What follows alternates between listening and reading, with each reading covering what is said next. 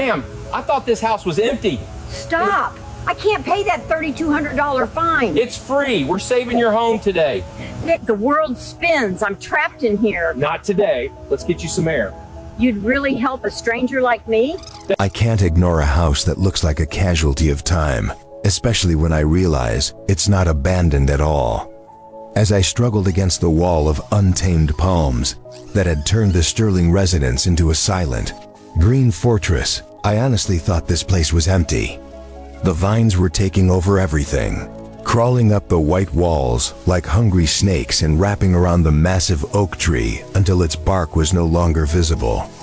The air was thick with the scent of damp earth and rotting vegetation, a clear sign that nature had been left to its own chaotic whims for far too long.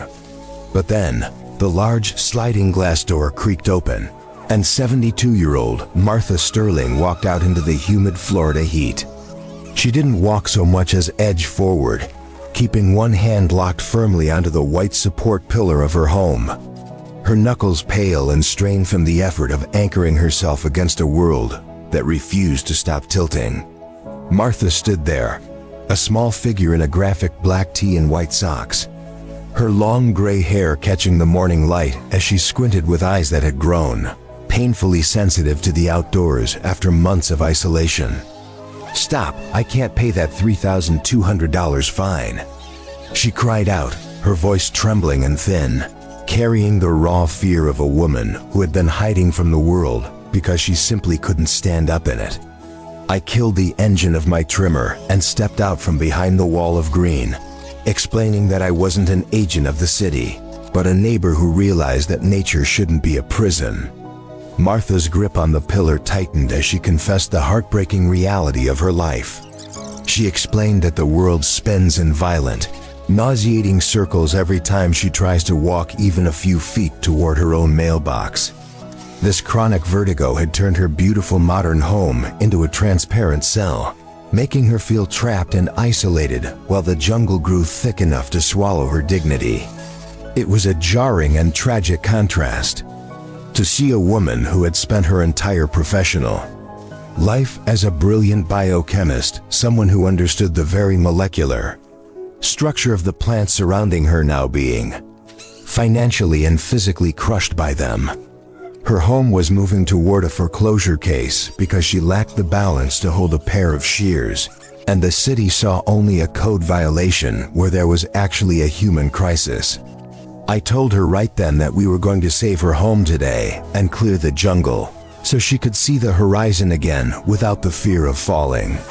She looked at me with a mixture of deep-seated suspicion and a dawning fragile hope, her voice barely a whisper as she asked why a complete stranger would really help someone like her who had been hiding in the shadows for so long.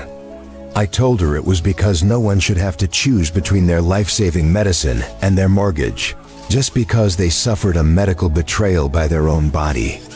For the next 4 hours, I worked through the grueling heat, hacking through the palm thickets and clearing the layers of dead fronds that had buried the concrete path.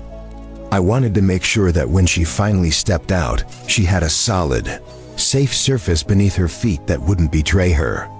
As I worked, I could see her silhouette through the glass, no longer retreating into the darkness of the hallway, but watching every stroke of the blade, her posture slowly straightening as the sunlight finally returned to her living room for the first time in months. By the time the last of the debris was piled up and the vibrant red flowers were trimmed back to reveal the home's true beauty, Martha stepped out onto the porch without hesitating quite as much. The clear, unobstructed sightlines to the road seemed to give her a new sense of orientation, a visual anchor in a world that had been spinning out of control. Before we go any further, please comment which city you are watching from today. Because in high-growth states like Florida, a few months of illness can turn a sanctuary into a city violation faster than you can imagine. If you believe that a lifetime of scientific contribution deserves a helping hand instead of a cold foreclosure notice, please like this video, share it to spread the word, and leave a blessing for Martha in the comments below, and may God bless you for your kindness.